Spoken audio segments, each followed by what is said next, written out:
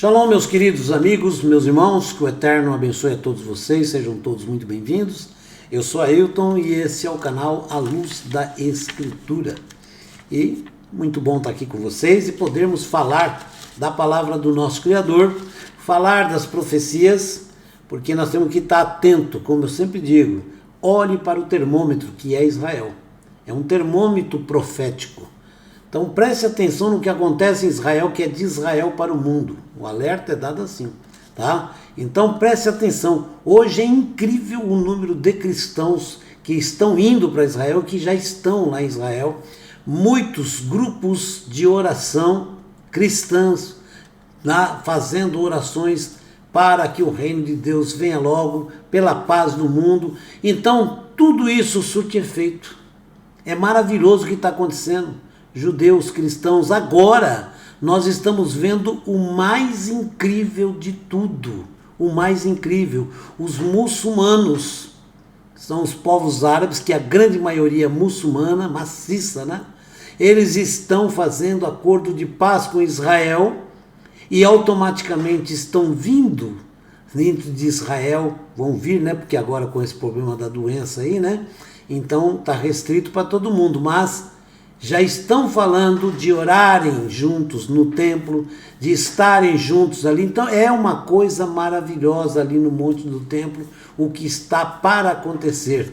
E já existe ali alguns, né, movimentos maravilhosos.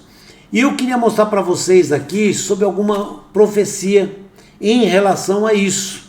Eu queria que você prestasse atenção, que é maravilhoso. Olha, o Sinédrio conta o 6º ano do ciclo do jubileu no Monte das Oliveiras, tá ok? Então o Sinédrio conta o 6º ano do ciclo do jubileu no Monte das Oliveiras. Tudo isso é para que você tenha estudos proféticos, entender as profecias. Preste atenção, você deve contar 7 semanas de anos, 7 vezes 7 anos, de modo que o período de 7 semanas de anos dê a você um total de 49 anos. Isso está em Levítico, capítulo 25, verso 8. Ok? Então isso aqui é um cálculo que Deus está dando para nós fazermos, certo? Então começa aqui, e esse cálculo ele vai bater no cumprimento profético.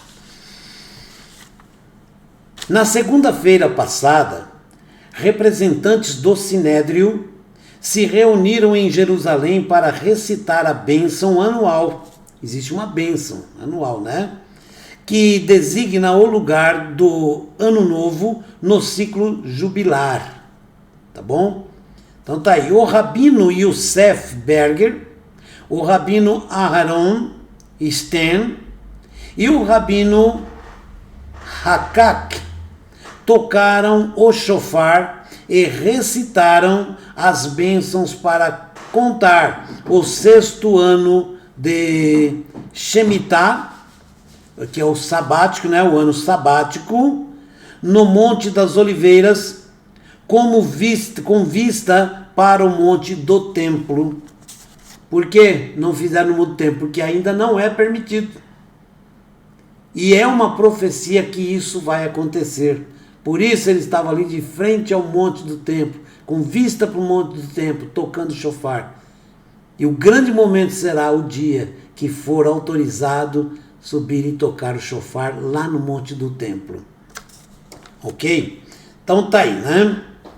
A Shemitah é parte de uma estrutura maior de 7 ciclos de Shemitah sabáticos, nos quais contamos 49 anos. E então o 50º ano, a cada 50 anos, certo? É o ano do jubileu. Conforme, inclusive, o ano do jubileu bate com diversas profecias, viu? Conforme descrito em Levítico, que é Levítico 25:8, né? E você deve santificar o 50º ano. Você deve proclamar a libertação, olha que coisa interessante. Você deve proclamar a libertação em toda a terra para todos os seus habitantes. Ok? Veio o ano do jubileu e agora vem o quê? Um acordo de paz histórico. Esse acordo de paz realmente ele fala de liberdade. Isso é impressionante, né? Então você deve proclamar a libertação em toda a terra para todos os seus habitantes. Será um jubileu para vocês. Cada um de vocês retornará à sua propriedade e cada um retornará à sua família. Levítico 25, 10. Livro de Levíticos 25, 10. Preste atenção no que está acontecendo e no que eu estou lendo, tá? Então veja bem que é tudo, por isso que eu falo, as festas que todo mundo chama as festas judaicas, na verdade são festas bíblicas e são comemoradas, praticadas pelo povo de Israel. Hoje, grande parte do povo cristão está praticando essas festas. O que são essas festas? São tempos apontados para quê? Cumprimentos proféticos. Olhe para as festas sempre, as comemorações batem com o cumprimento de profecias. Sempre está atento a isso, né? No judaísmo, é um mandamento religioso positivo santificar o 50º ano, certo? 50 anos, bateu, santifica-se esse ano. Levítico capítulo 25, verso 8. Na prática real, a exigência bíblica de observar o ano do jubileu foi interrompida quando as 10 tribos foram exiladas há aproximadamente 2.700 anos. Tudo isso está dentro dos planos divinos. Nada sai fora. Tudo está dentro do controle do Criador, certo? Antes dessa época, os judeus tinham o cuidado de contar os ciclos que levavam ao ano do jubileu. Eles observaram todos os requisitos bíblicos do ano do jubileu, incluindo a libertação de escravos e a devolução da propriedade ao dono original. Então, quem era escravo, quando chegava no ano do jubileu, ele era libertado, simplesmente, tá? Jubileu reintegrado pelo Sinédrio.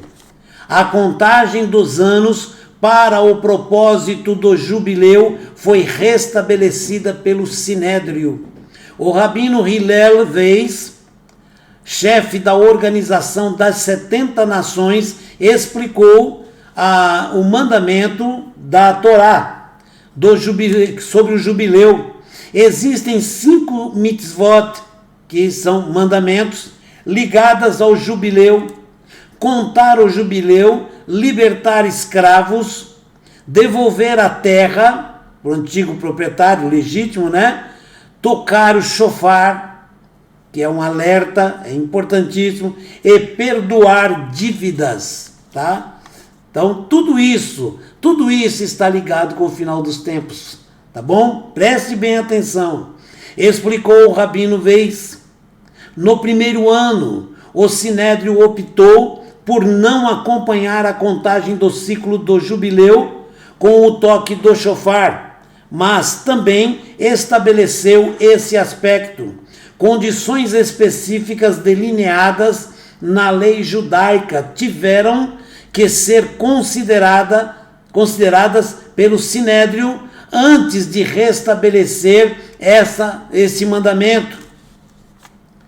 Ao contrário da maioria dos mandamentos da Escritura, que são observados hoje e que incumbem a um indivíduo, o jubileu é um mandamento nacional.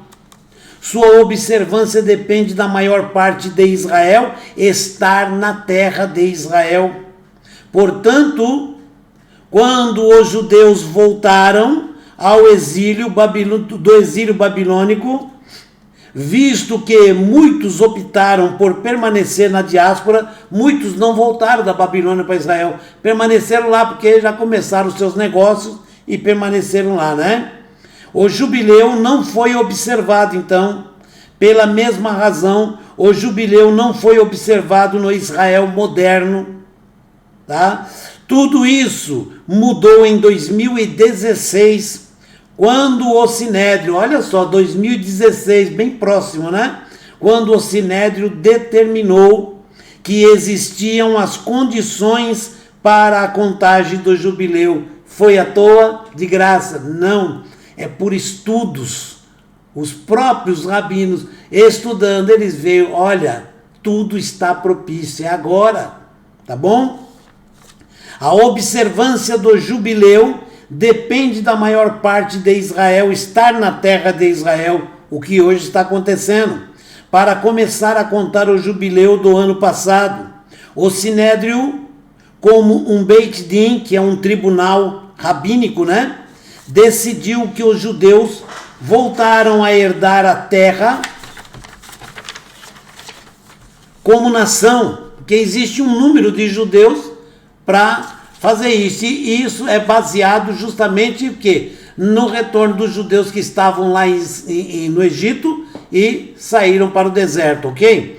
Então, e não apenas como indivíduos, tá? Saíram como nação e não como indivíduos. Isso requer pelo menos 600 mil judeus. Por que esse número 600? Igual ao número de israelitas que retornaram a Israel, vindos do Egito, sob o comando de Moisés e Josué depois, certo? Cumprindo o mandamento. O mandamento é executado recitando a seguinte bênção: Baruch atah Adonai, Eloheinu melech haolam, asher kideshanu bemitzvotav vetzvanu al sefirat shemitim ve Yovalot. Bendito és tu, governante do universo, que nos santifica nos seus mandamentos e nos mandou contar os anos sabáticos e os jubileus. É uma ordem divina. Por quê? Porque quando Deus manda que façam essa contagem, automaticamente se estuda sobre todas as profecias que vão bater agora, no final do tempo. Aí tem a segunda bênção, né? Este ano é o 6º ano do primeiro jubileu e o 6º ano do primeiro ano sabático do primeiro jubileu. Ok? Jubileu da criação ao Messias. Olha bem, como diz respeito ao final dos tempos. Jubileu da criação ao Messias. É interessante notar que, apesar do início do ano Shemitah ser determinado pelas ações do povo judeu, resultou que o primeiro ano Shemitah foi um múltiplo de 7, desde a criação do mundo, de acordo com o calendário judaico, que é o calendário bíblico. O ano após a destruição do segundo templo, 3.829, também era conhecido como um ano Shemitah, 547 ciclos de 7 anos, desde a criação do mundo. Ok? Preste atenção. É meio complicado mesmo, mas é importantíssimo prestar atenção em tudo isso aqui. O atual ano hebraico é 5.781, entramos em 80, né? E entramos agora em 81. Precisamente 525 ciclos de Shemitah, mais 5 anos. De acordo com a tradição judaica, o restabelecimento, olha só que interessante, o restabelecimento do jubileu determinado pela Bíblia é parte do processo messiânico, ou do processo de chegada do Messias, como o cristão espera Jesus e os judeus o Messias que está chegando, ok? Tá? Não vamos discutir esse mérito, nós estamos aqui fazendo um estudo bíblico, ok? Naquele dia levantarei a barraca caída, ou sucá. A palavra sucá quer dizer cabana, barraca, tá bom? Então, naquele dia, eu levantarei a barraca caída de Davi. Está em Amós 9:11. Naquele dia quando? No final dos tempos. Tá ok? No final dos tempos. Preste atenção agora. Este versículo vem no contexto de uma profecia sobre Deus trazer a nação de Israel de volta do exílio entre as nações. É o que está acontecendo hoje. Isso é profético. Então está aí, o povo está voltando. Eu tenho muitos amigos que já foram para Israel, né? Inclusive sempre chamam a gente, né? E é o chamado retorno do povo de Israel à terra de Israel. Essa é uma profecia entre as descrições dos dias anteriores ao Messias.